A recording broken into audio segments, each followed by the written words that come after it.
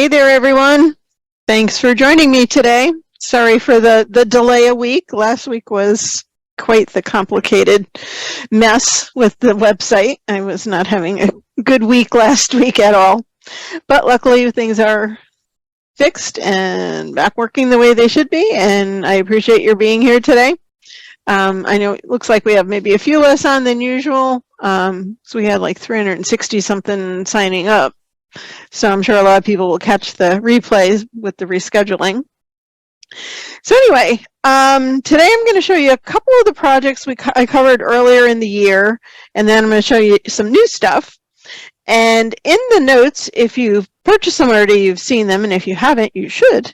The first 2 pages, I did a recap of all of the stuff we covered this year, the date and number of each webinar, and what the topics were, and a little description, so you know which one to go back to on the YouTube channel if you want to watch any of those again.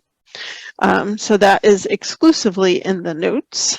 And if you're looking to get any of the notes that you've missed over the year or several years that I've been doing this, do that before the end of the year, because next year the price is going to go up a little bit. All the costs keep going up, website fees go up, Zoom goes up. It's like, okay, time to, I haven't had an increase in 2 years, so I am going to be increasing prices just a little bit. All right, let's get started. So let me close this. So the first project we're going to do is one from January. I really had a hard time picking a couple things because there were so many cool things that we did. But this was from part 2 of the compositing that we were doing the end of last year and beginning of this year. So this one we're going to start with a blank file. And I'm going to go sort of quickly since I did cover this before, and you can always go back to the old webinar if you want some more detail. It was the January one for this project. So I'm going to open a new file. I'm going to make this, actually I was practicing yesterday, so it was 12 inches wide, 16 inches tall, 300 dpi, and we want a white background, and we're going to say create. And this was the composite with a bunch of butterflies and some lettering and brushes and overlays and all kinds of fun stuff. So I started with bringing in a texture, and this is something that I photographed. This is scrapbook paper that I took a photo of. Did this one quite a while ago. And then we're going to overlay a whole bunch of stuff on top of this. And then I actually next brought in another one of my blue textures to change up the color of this just a little bit. So because I liked the direction this texture was actually going, I didn't want to rotate it. So I'm going to hold the Alt or Option on a Mac key and just drag the corner. And when you hold that key, it will equally, bring the sides out rather than just dragging one side at a time. And then if you want to move it around, you can. I'm going to kind of move it about like that. I'm looking at where the shadows are kind of in the corners. And then I'm going to change this background to, where's my blending mode? This is scrapbook paper. Well, that's weird. I didn't put that in the, I guess I missed putting that in the notes. So I'm going to go with soft light. And I think, well, let's bring that back just a little bit. Maybe about 80%. So I wanted to add a little bit more blue to the background. So I'm going to add a blank layer because I want to do some brushes. So click the little plus sign at the bottom, add a blank layer. I'm going to come over to my brush panel.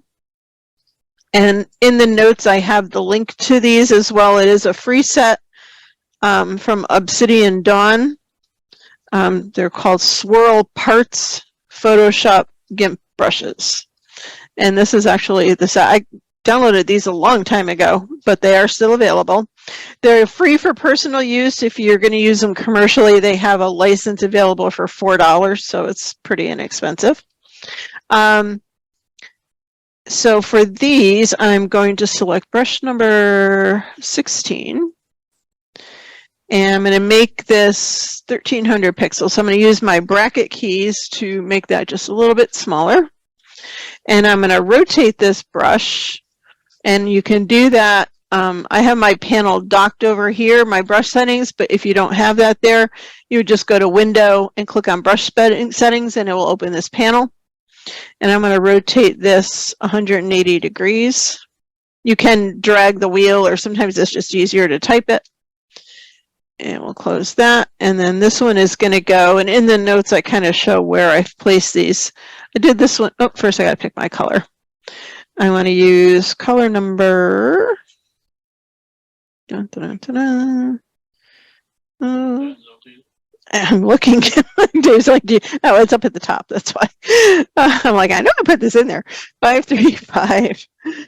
Although with the way things were going last week, anything's a possibility.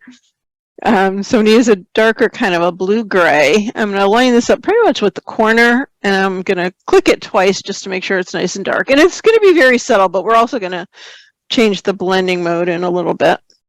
So next I'm going to do several brushes all on the same layer because they're all going to be the same color. You can do them on separate layers if you want to be able to move them individually, which is always a good idea. So I'll do that for you. So add another blank layer, and then we're going to choose brush number 18. Losing my place in my notes. This one I'm going to make 900 pixels. And I'm going to do one without any rotation up here in the top right.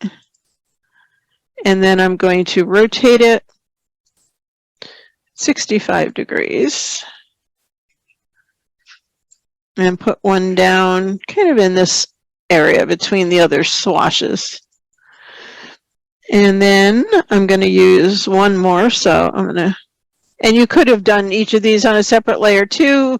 It's a good idea to do brushes on a separate layer, which I know I've mentioned many times. That way you can resize them and move them easily, where if they're all on the same layer, you would have to move all of them. So let's go back up to our brush panel, and I'm going to use number 3. We're going to make this 500 pixels. And I think when I originally did this project, I probably added these after the fact. I did this one quite a while ago. And I pulled all the components apart to demonstrate this when I did it back in January. So we're going to angle this one at 70 degrees, and I put this one down here, kind of like, I think I'm going to do it over here. And like I said, they're very subtle, but we can also, you can leave them like that, or then you can come back later, and you can always, if you wanted to darken it, you can do multiply. You can see how it's changed it to a darker blue with a multiply blending mode. So that's an option. So you can always play around if you want, and then lower the opacity if you want to. So next I'm going to bring in another texture. And this is, actually the blue one was supposed to come after this. Got ahead of myself. So we'll bring that one up here because we already brought it in. And we did, oh, that's why I didn't see the settings, because it's at the bottom. And then I changed the opacity to 66. I'm like, how could I have not put that in there? So that's why I didn't see it, because it's the bottom of the page. All right, so next I'm going to bring in another texture. This one's got some blues and greens. Yeah, Kelly says Obsidian Dawn has lots of amazing brushes. Yes, they do.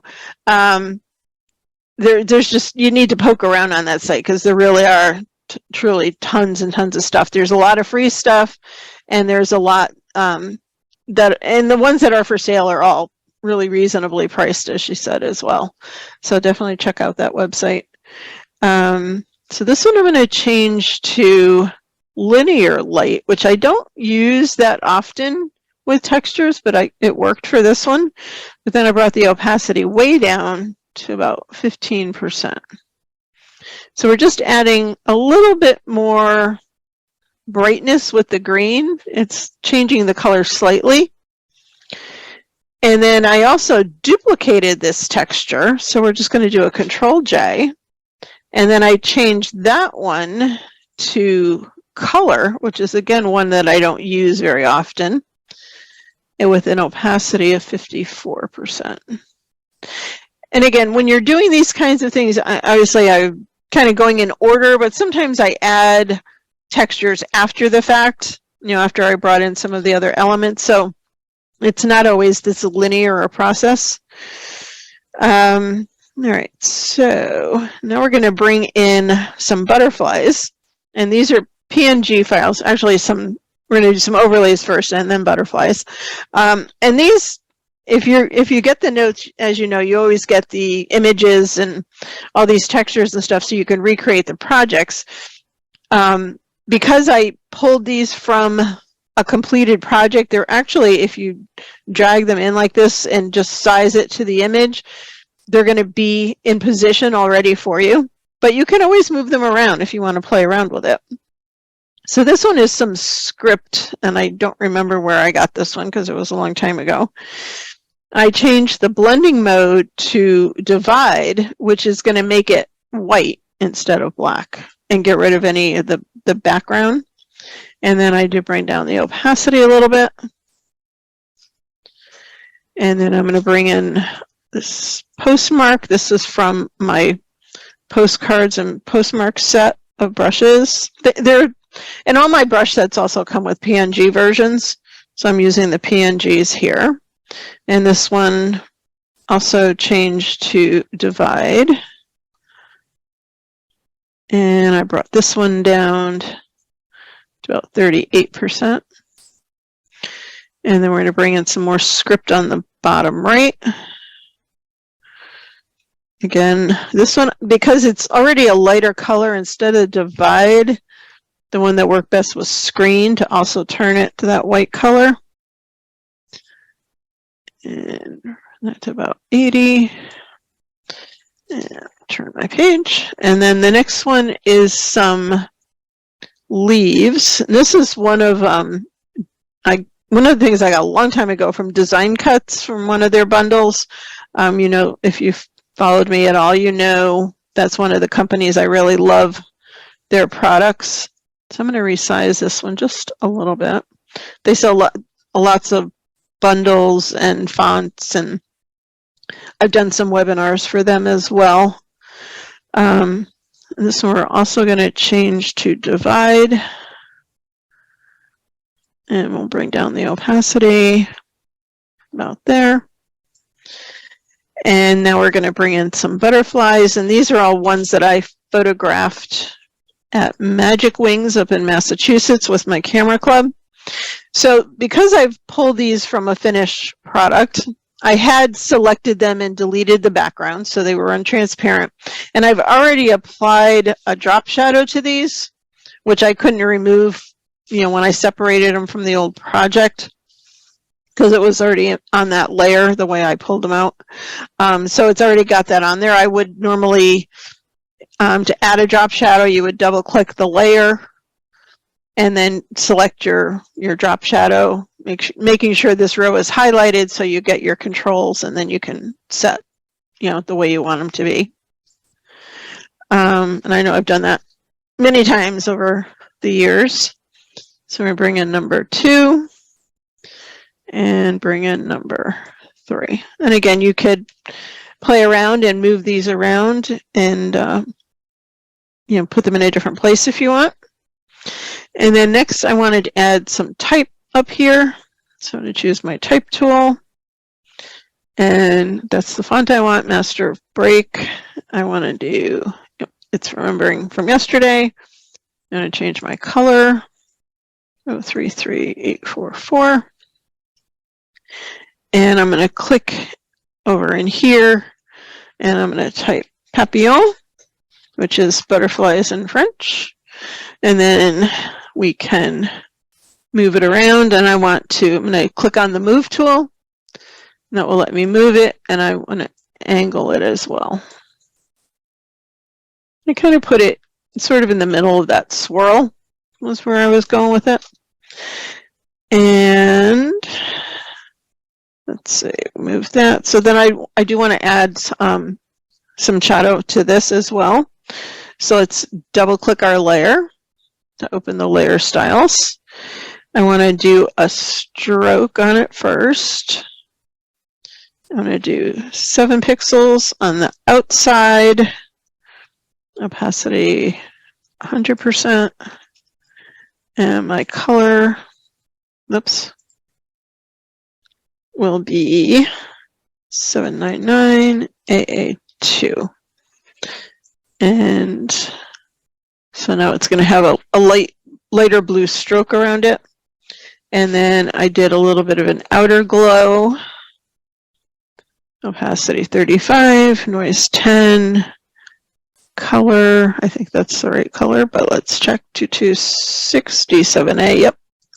So okay, and I wanted it to be solid, not a gradient.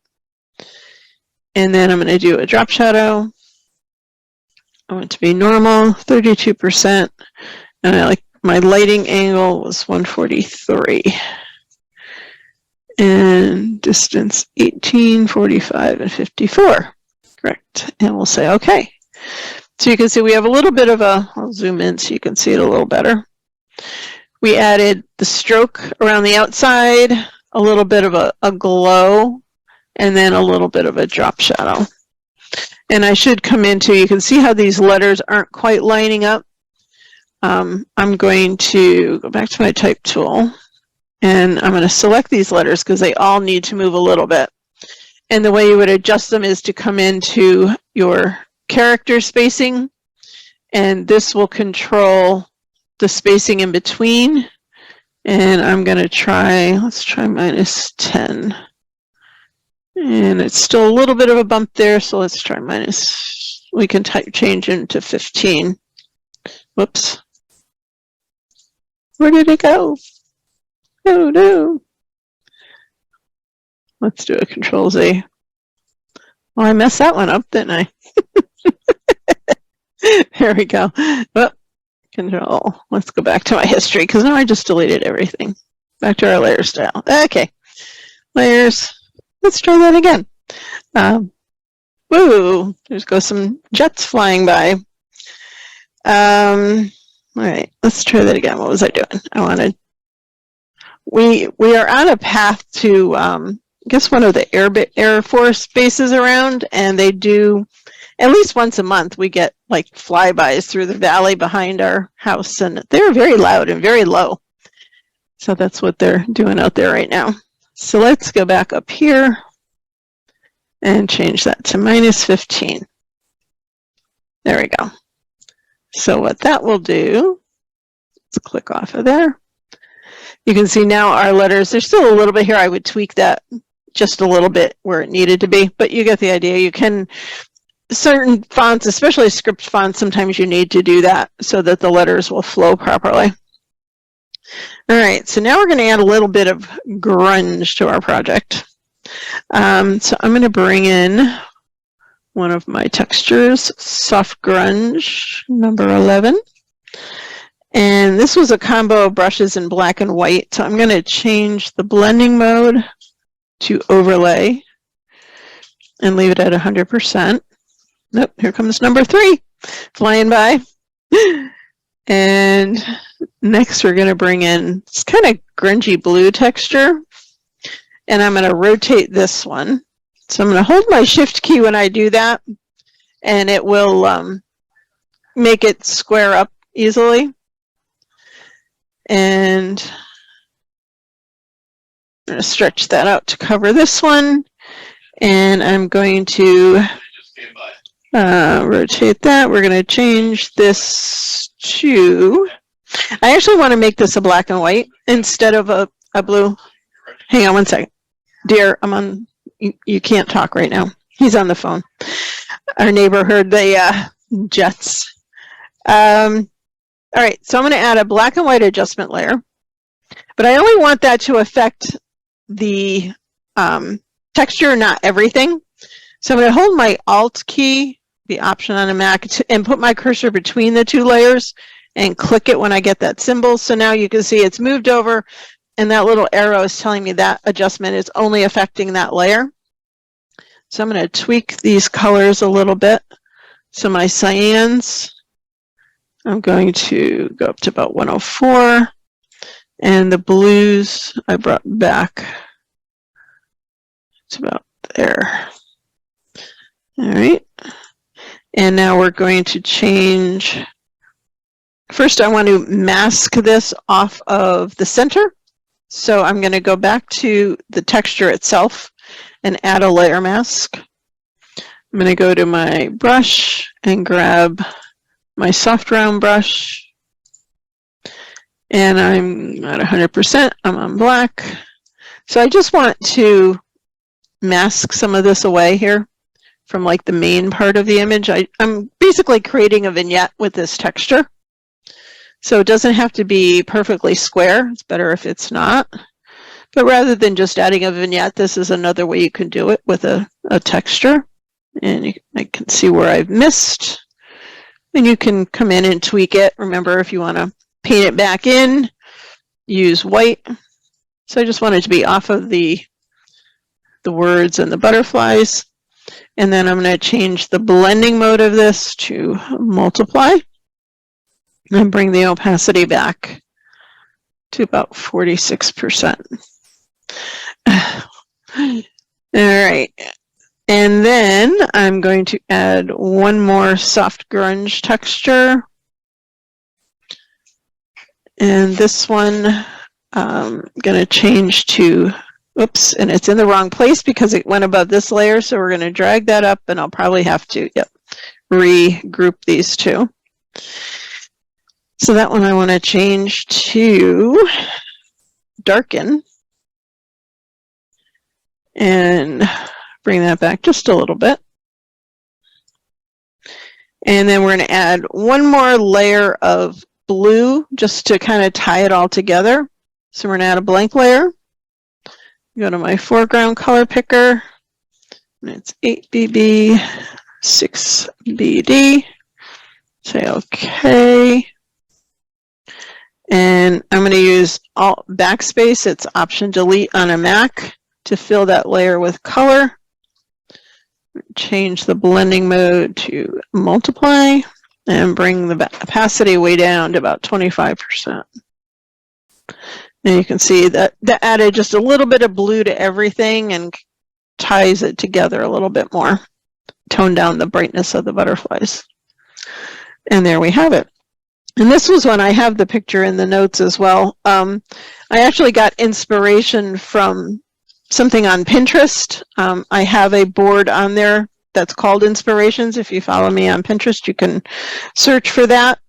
And the original one was like music notes in the background, sheet music and some butterflies. And that was this is my interpretation of that. So there we go. That's number one. I promise the others will go much quicker. This is a longer project. I'm not going to save that. So the next one I did, and I forgot to write down which month I did this one in. I think it was the Smart Photo Editor webinar, if I remember correctly.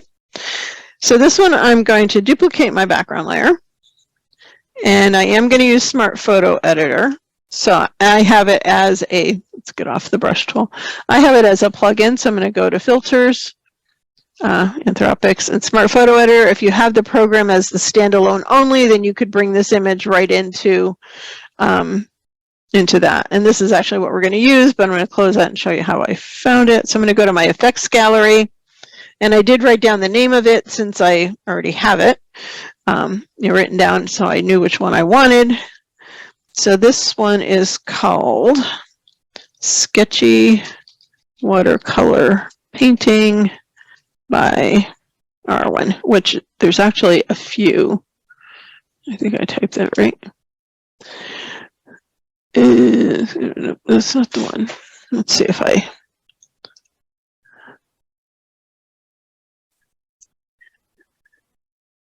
Ew, that's not the one I want. Let's go back. He's actually got several. Why is it not giving me the right one? Let's get out of there for a second. Let's try this again. And there was like several that have that same name. So let's try that again.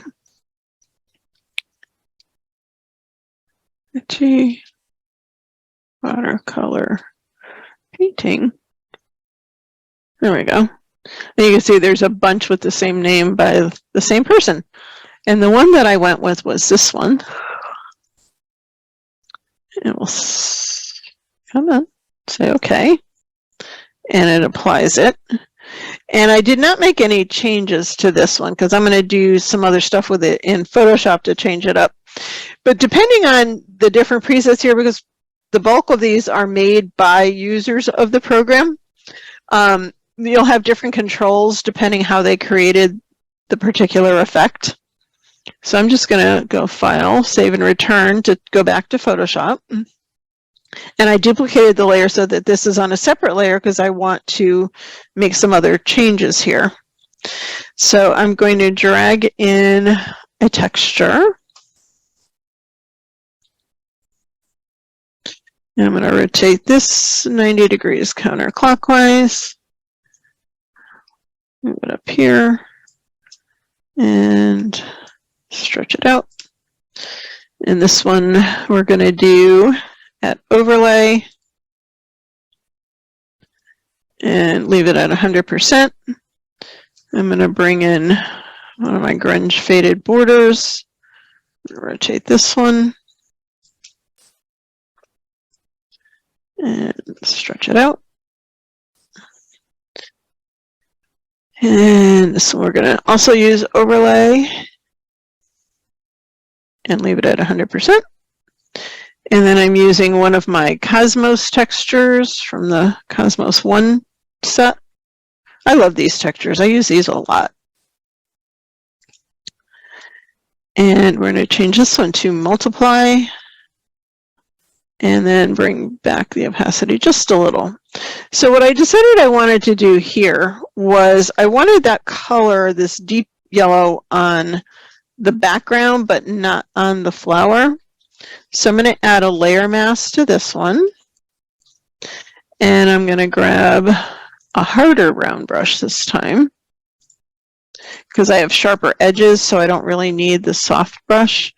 And I'm going to do this really quick because I want to show you some of the new stuff. So first I'm going to mask it all off.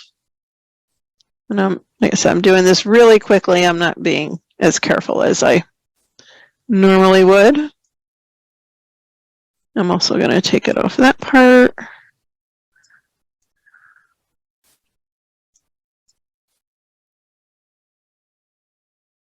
And I tried doing a selection using the selection tool, but because the flower doesn't go all the way to the edge of the page, that doesn't work. It doesn't make the selection properly, so that's why we have to manually mask this one.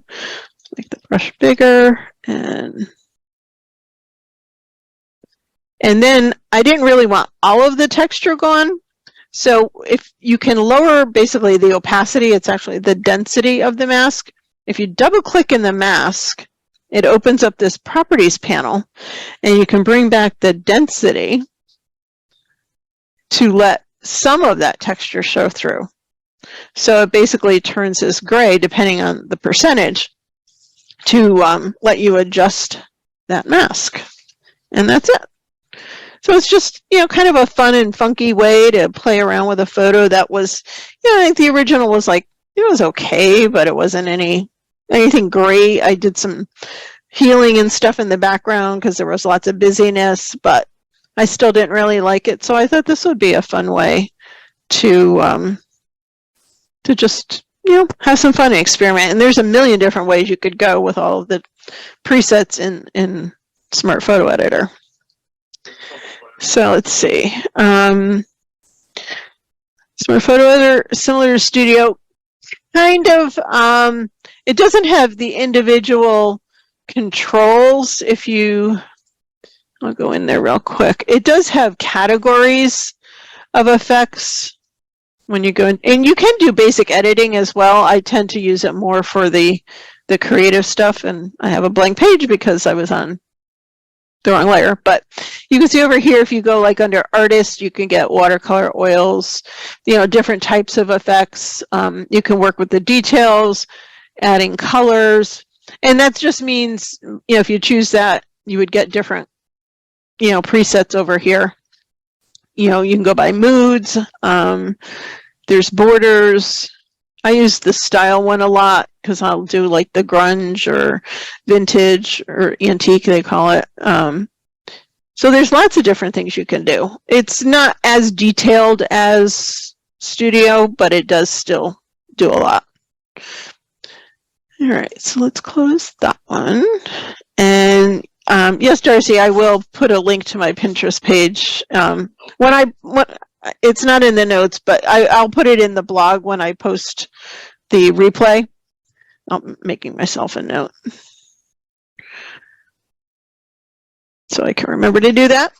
I'll do that in tomorrow's blog. And okay, so let's do a couple new things. So what I wanted to do something slightly different, but still along the creative, things that we usually work on.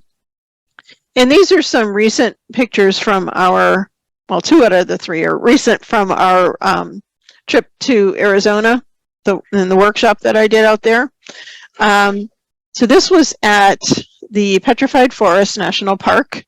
It's kind of near the end of it, which is also in the middle of the Painted Desert, so it's a very beautiful area.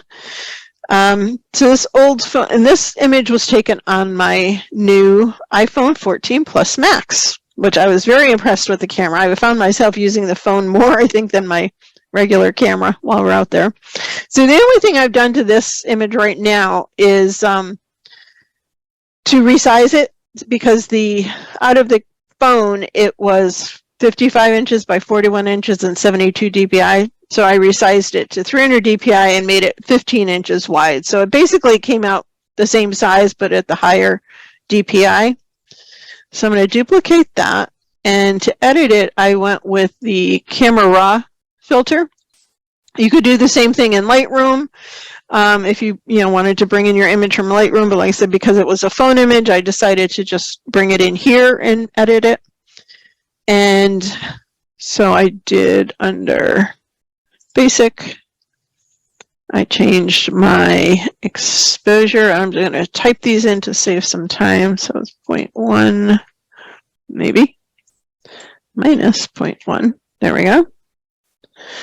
And then contrast 9, highlights minus 20, shadows plus 20, whites minus 12, blacks plus 48, texture 30, clarity 24, and vibrance 12, and saturation 4. And then I came down to detail, and I did a little bit of sharpening in here. I just moved this to like 12. And say okay. So you can see the before and the after. A little more vibrancy, a little sharper, a little more clarity. And then the one thing I didn't like way back here on the far horizon is some smoke. So I used my healing brush and just zoomed in and decided to get rid of that because I'm going to change the sky. So I wanted that gone first, and then I'm going to use here in Photoshop the sky replacement. Of course, you can do this in Luminar Neo, and many programs at this point, I think, can do it. So I'm going to select one of my own skies. This is from my Puffy Clouds 1 set. And I'm going to use Puffy Clouds 4, which is 2, 4, 6. It's this number 7 one. So we're going to use that one. And I moved it. I wanted to move it down just a little bit. In Luminar, if you want to move something, there are sliders for it. But in Photoshop, you can just kind of grab it and move it. And I'm looking at my finished one to remember what I did here. Put it about there. Because you want the clouds to be kind of at the right size to go with your image. And then I did a shift edge of 28. And what that's doing is making sure it's really touching the horizon. It's shifting that edge into your image a little bit. And then I did make a couple adjustments to the sky itself. I brightened it to 22, temperature -12. And then I always output it to new layers, so it gives me the masks if I want to change anything. And we'll say okay. You can see here is everything that it did for the sky. And it puts them automatically in a group, so you can collapse that down. And what else do I do? Hold on. All right, so next I want to make sure I'm above that. I want to launch Nick Silver Effects. And I decided for these 3 projects that I'm going to do the new ones. Let's do that later. I kind of did black and white and then some versions. So typically when you do a landscape, we think of it in color, but I wanted to kind of get you thinking about also using some black and white, and then we're going to do a duotone on this one. Just looking at things in a little different way, you know, a little extra creativity. So in here I used, under the modern, I used a preset 024, and I like this one a lot. It's called Full Contrast and Structure. It really added some nice detail in here, gave it some really good contrast. And the only thing I changed here was I brought the shadows back down just a little bit. I thought they were just a little too bright. And also tonality protection, I brought this down to 31. And it did open up the shadows nice in here, where they were really dark before, and you can see some of the presets would really blacken them in, and I wanted there to still be some detail in there.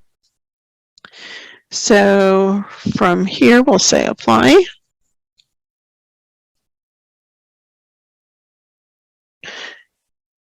And I think the black and white is a really cool image just on its own. So you could definitely, you know, be happy with this. And then, but of course, you know me, I always like, so what else can I do? So I'm going to add a gradient map, which is great to do on a black and white, because then you're not being affected by any of the colors of the images. You're just laying in the colors of the gradient. And this is just, it's defaulting to a random one. So we're going to click this bar to open up our gradient editor. And there is a bunch that I've gotten, and I know I put some of these in the blog in the past. There's a site called Resource Boy, and that really is, it's resourceboy.com. And he has all of these gradients for free on his website. And that's how I got all these, because I know I've put them in like the freebies and the around the webs over time. But if you just go to his website, I just checked it the other day, they're all there. He's got a bunch of stuff on there, not just the gradients. He's got some other stuff too. So I'm going to use, out of the duotone set, it was number 124, which is kind of a green and tan. So let's see if I can find it. I think, and I picked the right one, number 124. So it's this like green and sort of a tannish beige color. And the only thing I did was I left the colors as is. We're going to say okay. But then I decided it was kind of flat looking, so I added a little bit more contrast. So we're going to add a brightness and contrast adjustment. And I just added some contrast to like 33. And you can see the without the contrast and with the contrast. It just really makes the green pop and just gives it some real nice tones.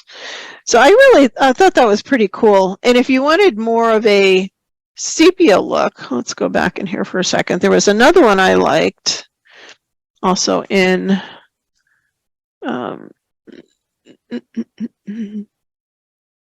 here to the duotones.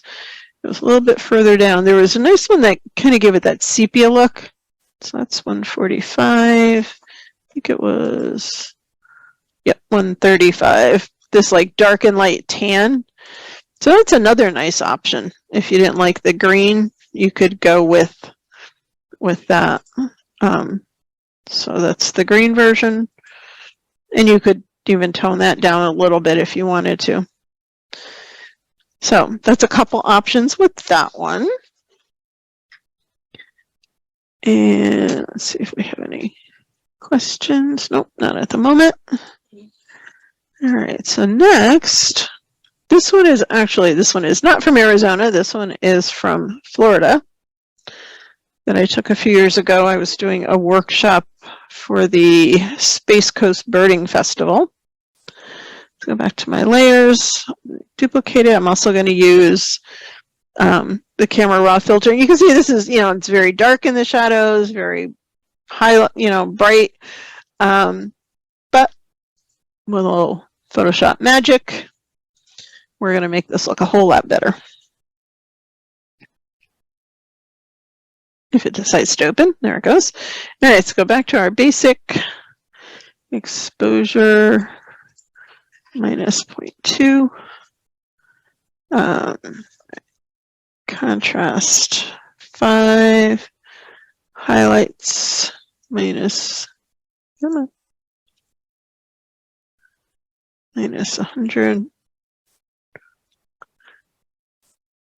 minus 100. There we go. Shadows 74, whites 41, blacks minus 7, texture 25. Clarity 40, vibrance, oops, not dehaze, vibrance 20. And so, okay. And I mean, look at the difference between those two. You can actually see detail inside of all these tree trunks, and the hot spots are pulled down. You got detail in there. So another good reason to shoot in RAW, especially when it's a real contrasty lighting situation like this.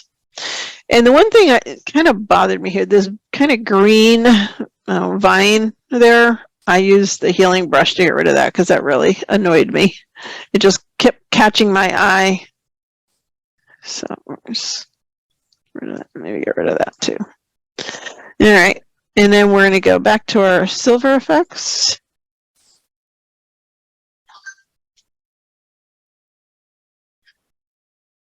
And this one I used under On Vogue, number 50. It's called Dark Sky, but I just liked the contrast that it gave this, and you could still see some detail in here, but it gave it some really nice tones. And I did come in here and amplify the whites a little bit, and the blacks just a little bit. About like that. And then if you come down here, I wanted to see what else I could do with this, and I clicked on the different color filters, and I liked the green one. It just really made the details pop even more. So if I turn that off, you just see it brightens some of the green areas, but I like the way that it made that one look. And then we're going to say apply. And again, this would be great just as a black and white, but we're going to do something else to this. We're going to go into color effects. We're going to add a little bit of glow, a little glamour glow. So we're going to come over here to glamour glow. And we're going to crank it up a little bit. I'm going to go even a little higher than what the notes say, just so you can really see it. Just gives it that kind of ethereal sort of a quality a little bit. And then the glow warmth, I added a little bit more, and that is going to take it into almost a sepia kind of a color, a really faint sepia. And then I adjusted the shadows, open those up a little bit more again. And the highlights I brought down a little bit. And then I did go back and readjust the glow warmth. I decided I want a little bit more of that sepia tone, so we're going to move it up to about 48. So just by using that, you could add a sepia look as well. Hit play.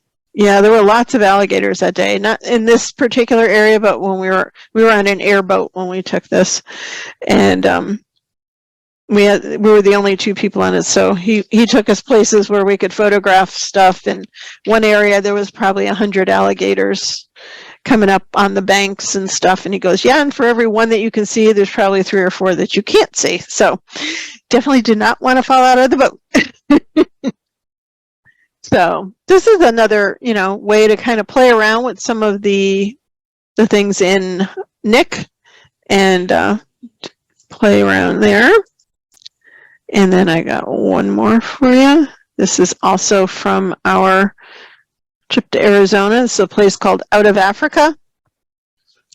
And Pat Reck, who is online, was on this trip with us. And she lives in Arizona as well. She lives down in Tucson. This is in just outside of Sedona. And this was the 3rd workshop I've done out there. And Pat's been with us on all of them, yes. So this one I'm going to do a little bit of cropping. I came down a little bit on the top and on the left. So I've got her head kind of centered, but her body a little off-centered there. And what I liked about this place, it's a couple who run it, and they're very much in love with their animals and take really good care of them. And they're not in cages; they're in big open areas that they get to roam around. And we go on Sundays, one of the days that they do predator feeds, where they toss like whole turkeys and chickens and things over the fence for the big cats and some of the other animals. So it's a great photo op to do that as well. All right, so Control J. Thank you, Pat. She's a fangirl of Hazel and Dave's workshops. She's gotten some great images. If you check her out on Facebook, because she's been putting together some scrapbook pages with images from this trip that are really amazing. I hope you're putting all those in a book when you're done, Pat, because that will be a beautiful book. All right, so here's the camera raw filter again. This one is not a cell phone image this time. This was with my regular Canon 70D, and I was using my 150 to 500 Sigma lens all day. So my arm was very tired by the end of the day.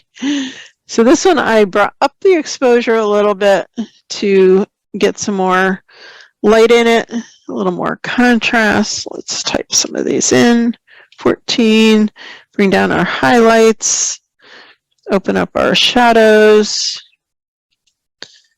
a little more whites, -6 on the blacks, texture, clarity, and vibrance.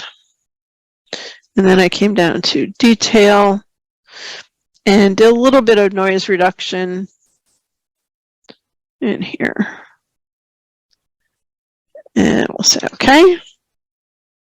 And I am going to change the sky on this one as well. So we're going to go to, I'm going to duplicate this first, Control J. And we'll do our sky replacement. Again, I'm going to use one of mine if it finishes loading. And you can add your own skies in here as well. And it's a lot easier actually than in Luminar, because you can bring in a whole folder at once. So if you click on this drop down arrow and come down towards the bottom here, you'll see a file folder and then a plus sign. So you can actually set up the folder first and then drag in and then click on the plus sign, and you would select, it's over on my other screen, you could select a whole folder of textures and bring them all in at once, so you don't have to do them one at a time. And that's how I did these. So I'm going to use this time from my Puffy Clouds 2. You can see I brought in a whole bunch of my own. Number 5, nope, 6, that one. And this one I am going to move a little bit. I'm going to look at my finished image to kind of see where I went here. I brought that up. You just have to make sure you keep the the bottom of the texture below the horizon line. Went over a little bit that way too, since I have some room.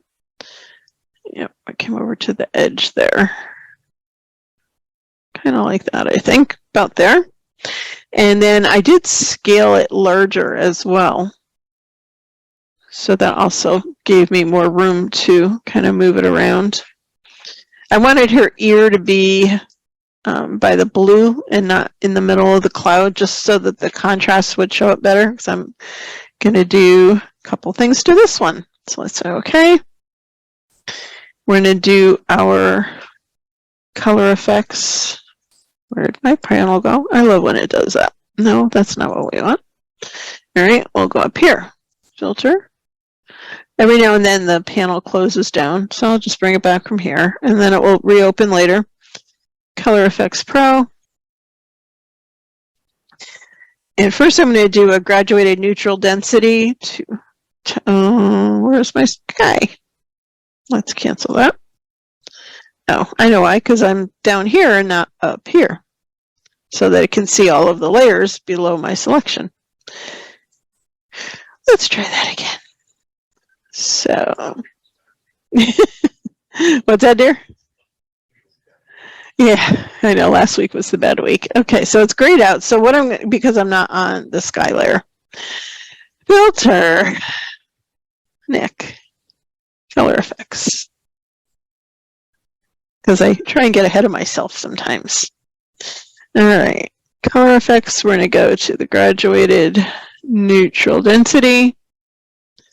And that's not right because, all right, because I opened it from up there, I need my panel because it will read all of the layers. Or what you've seen me do a few times, I'm going to just do a merged layer. Lordy. No, we don't want that one.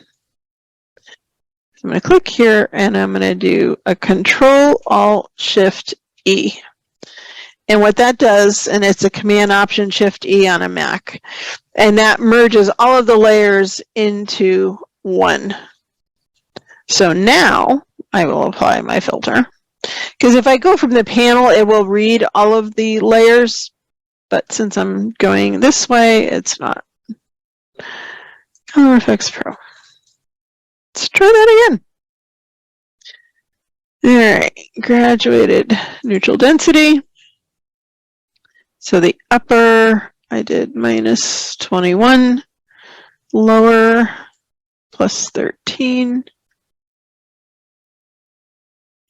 and the blend at minus 38. Oh, this way.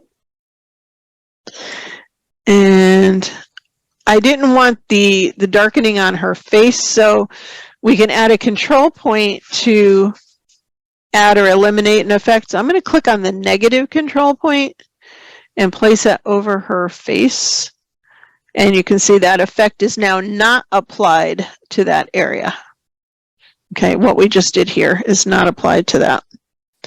And then I want to add another filter. So to add a second filter, I'm going to add the white neutralizer. To add a second one, you click on the plus sign, and that will add it below the other filter. So I'm going to adjust the whole image to 14%, neutralized whites 15, and highlights 6. And then let's apply that. And so that's now a good color image, but we're going to turn this black and white. So we're going to go back to our silver effects.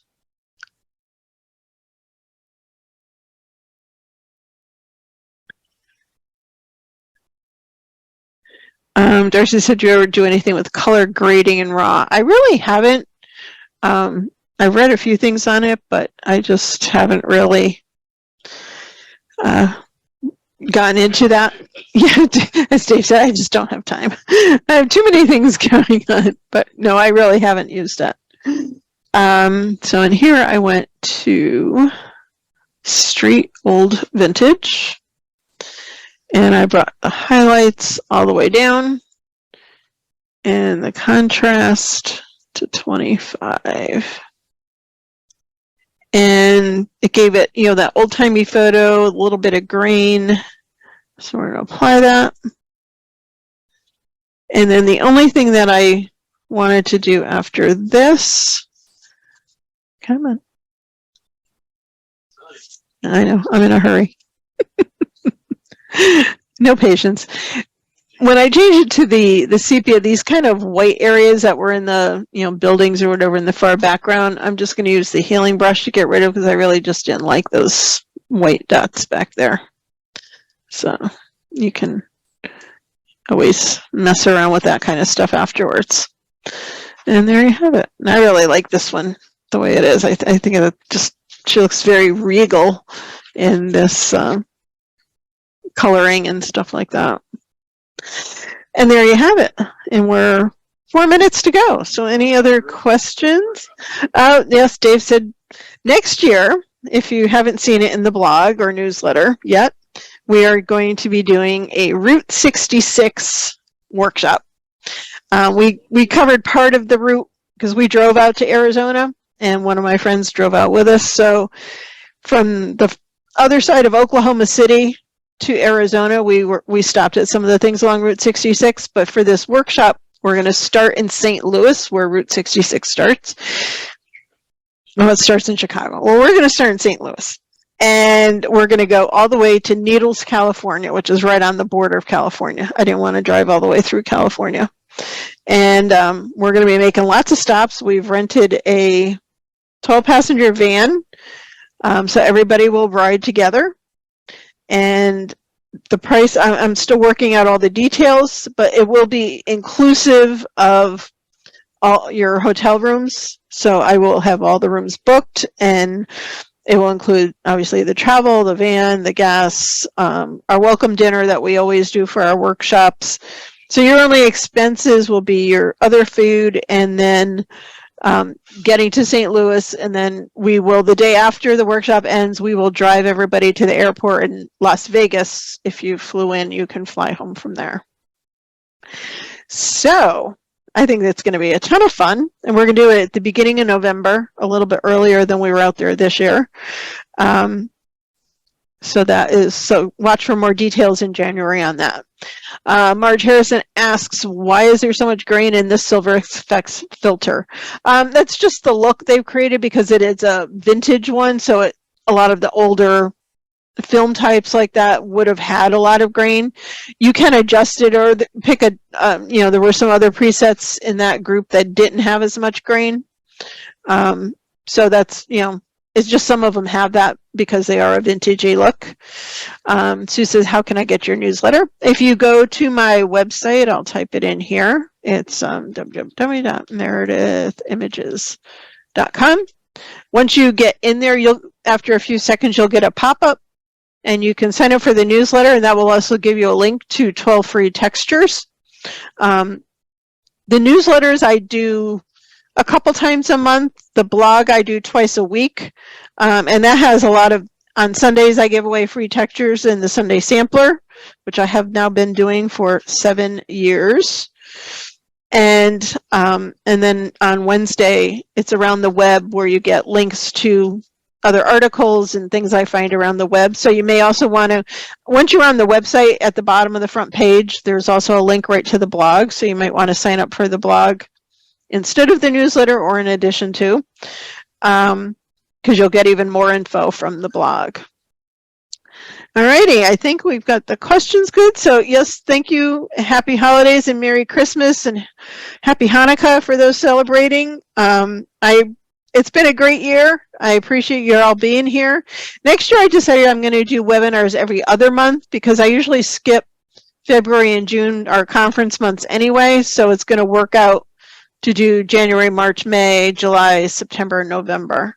And I'm also always open to ideas. I know a few of you have emailed me things. I do have a list going of things that you want to see in a webinar. So let me know. Don't forget to get your notes for this webinar. They're on sale for $5 till next week. Again, thanks so much, everybody. I appreciate your support and have a wonderful holiday.